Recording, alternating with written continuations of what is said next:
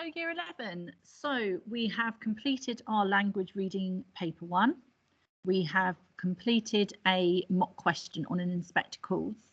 What we're going to do for the next 3 or so weeks is we are going to do a more in-depth revision of A Christmas Carol. This is going to require revising the context of the novel, which we're going to spend today's lesson on. Then we are going to be systematically working our way through the text from stave 1 to 5, rereading key extracts and focusing on Dickens' intentions and how these are realised through the characters and themes. At the end of this 3 weeks worth of revision, you will be doing a practice exam mock question. And as I explained to you in our Inspector Calls revision video a few lessons ago, we are going to begin to use all of these practice questions to build up a portfolio of evidence that will help us inform the centre assessed grade you will be given at the end of the year. So as always, it is essential to engage in these lessons and complete the work that they direct you to do. So, as always, we are going to recall some vocabulary. So you may remember this idea of Dickens' father being in debt that we studied when we looked at A Christmas Carol for the first time last year. Firstly, recall what do we mean by debt and what effect did Dickens' father's debt have on Dickens as a child? I'm going to give you the answer to the next question. If something is majestic, then it is very almost holy, very impressive, very extraordinary. So how does Dickens present the Ghost of Christmas Present as majestic? How could you apply that word to that ghost? The Ghost of Christmas Present is the one who is the jolly giant sitting on the throne of Turkey with the long curly hair and the druid style robe. And our new word today is destitute. If you are destitute, you are extremely poor and lacking the means to provide for yourself. So it's not just being poor, living in poverty. Being destitute is when you have nothing. So the Cratchits in A Christmas Carol would be described as poor. What they are not is destitute, not yet at least. Being destitute would be the sort of condition that would force you into the workhouse. So if you can pause the video now and have a go at answering those 3 questions to the best of your ability, and we'll go through the answers together in a moment. So if you are in debt, then you owe money to a bank or a person that you cannot often repay. Some people are in debt and they systematically pay off that debt over time, like having a loan or an overdraft or a mortgage even, are all forms of debt. However, when that debt becomes too much for you to manage, then that is when it becomes a problem. And that is the exact problem Dickens' father had. He was, in fact, put into debtor's prison, which could happen in those days, where he was imprisoned with his wife and Dickens' younger siblings, and he would have remained there and they all would have been forced to work until that debt was paid off. Poor Dickens, as a young boy, was forced, was technically old enough to work, so he was forced from his sort of reasonably comfortable existence to work in a factory blackening bottles. This had a profound effect on Dickens, and whilst his father eventually was able to pay his way out of debtor's prison, he luckily inherited some money. He was able to pay off his debt. Dickens was able to stop working in that factory, but that year of his life affected the way he viewed society as an adult and until the day he died.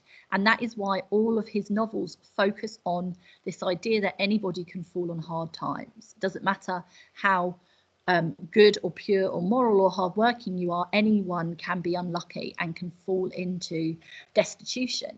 And that's why often the very wealthy are presented very negatively and the very poor are presented very sympathetically in his texts.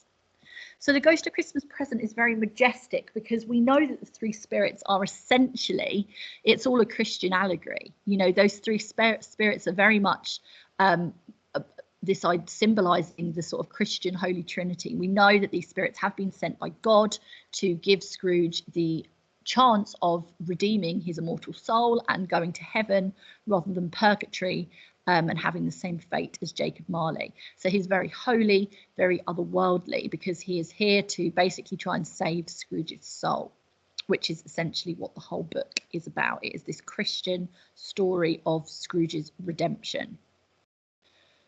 So if you were destitute in the 19th century, rather than being on the streets, you had the option to go into a workhouse. Now, workhouses were essentially prison camps for the poor, and we're going to learn a little bit more about workhouses, or remind ourselves a little bit more about workhouses in today's lesson.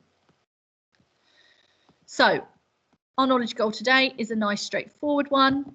We are going to revise the context of A Christmas Carol. So by the end of the lesson, you will know or have revised how Dickens' life experiences shaped his literary work. So how did his experiences as a child and an adult shape the types of books he wrote and their messages? What was life like in the 19th century, and how did Dickens view society? Why he chose to write A Christmas Carol, and how this links to his views. So please pause the video now and write down that knowledge goal. So there is key contextual information you need to know in order to get a good grade for this section of the exam. That is because you are marked for AO3, which is context. You must, throughout your essay, link your analysis of the text to the context. So you need to make sure you know what Dickens' experiences were as a child and how they influenced his views as an adult, what inspired him to write A Christmas Carol and what his purpose was, what life was like for the poor in Dickens' time, how the rich viewed the poor, what the religious beliefs of the time were, and how these are relevant and represented in the text, why Dickens chooses to write it at Christmas, and how this links into this growing Victorian tradition of Christmas that was emerging at the time, and also how society at the time had been transformed through the Industrial Revolution. So you need to be able to have the knowledge to answer or respond to all of those bullet points to be successful in this section of the exam. And our aim today is going to revise these things, and by the end of the lesson you should have that knowledge fresh in your mind. So in the comments to the YouTube link, and also in the assignment that your teacher has posted on Teams, there should be 2 YouTube links. The first link focuses on Charles Dickens, his life and what influenced him to write A Christmas Carol. The second link focuses more generically on the context of the novel, including Christmas, poverty and the Industrial Revolution. What I would like you to do is pause this video, open up a new tab and watch the first documentary, which is about 10 minutes, and then the second documentary, which is more like 4 or 5 minutes. As always, as you're watching, please do make some notes. When you have completed both of those documentaries, please unpause the video and continue with the lesson. I apologise, these aren't embedded in this lesson, but sometimes it infringes copyright to embed other people's YouTube links on here. So you have to be a little bit careful sometimes, which is why they're linked separately. So what I would like you to do now, based on what you have learnt, is link what you have learnt to one of these bullet points. So you should write down what Dickens' experience as a child were and how they influenced his views. What did inspire Dickens to write A Christmas Carol and what his purpose was. So I would like you please to respond to each of these bullet points and write out that specific contextual information. And that should have all been revealed in your notes, or you can refer to your prior knowledge from last year. So pause the video now, please. For each of those bullet points, write a statement on how that links to the actual context and Dickens' intentions and what you now know.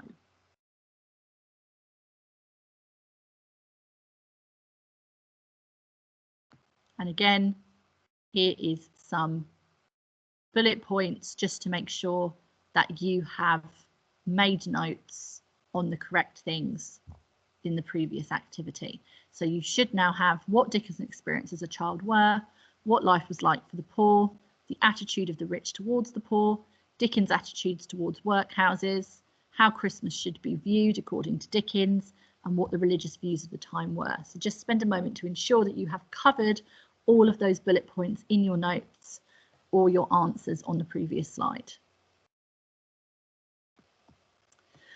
Finally, there is an extension task which you can or cannot choose to do.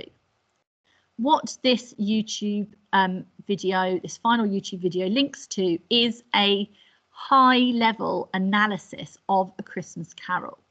Now, this is aimed predominantly at students aiming for the 7s or above, but there is no harm in everybody watching it and making some notes. But this is an extension task and this is optional. So you may choose to move on to the final slide, or you may choose to pause the lesson now, click on that final link in the assignments tab or in the comments to this video, and again, make some notes on what you learn, but also how that develops your understanding of the context. Finally then, just to have a little summary of some of the knowledge we've learnt, why did Dickens want to change the way the rich viewed the destitute? Why was that so important to him? So answer that question and then you are done. Tomorrow we're going to start looking at Stave 1 and we're going to start looking at Scrooge and his presentation at the start of the novel. As always, any questions, do please email me or your class teacher. See you tomorrow.